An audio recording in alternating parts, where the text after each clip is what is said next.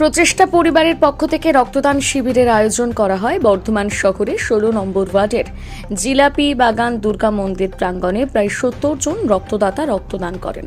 পাশাপাশি মহিলাদের জন্য একটি জামাকাপড় সেলাই করার মেশিন প্রদান করা হয়, যাতে নিজের পায়ে দাঁড়িয়ে কিছু অর্থ উপার্জন করতে পারে। ওই দুটি হুইল চেয়ার দেওয়া হয় প্রতিবন্ধী শিশুদের।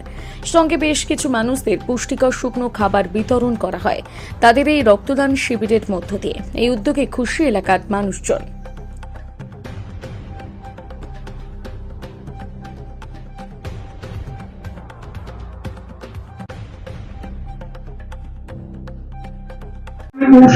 আমরা তো এরকম আমাদের প্রচেষ্টা গ্রুপ থেকে এরকম উদ্যোগ প্রত্যেকবারই নিয়ে থাকি।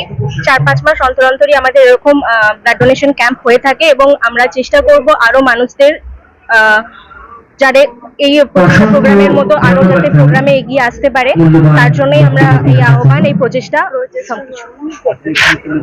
আমরা এই আহ্বান ব্লাড ডোনেশন ক্যাম্প আরো অনেক কিছু আমাদের গরিব মানুষের বাচ্চাদের অনেক কিছু দেওয়া হয়।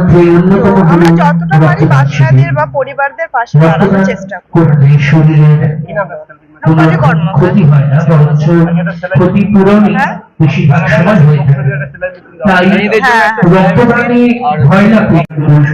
আজকে প্রচেষ্টা পরিবারের পক্ষ থেকে আজকে রক্তদান শিবির অনুষ্ঠান হচ্ছে, আর মোটামুটি ওই 45-50 জনের মতো রক্তদাতা আসবে।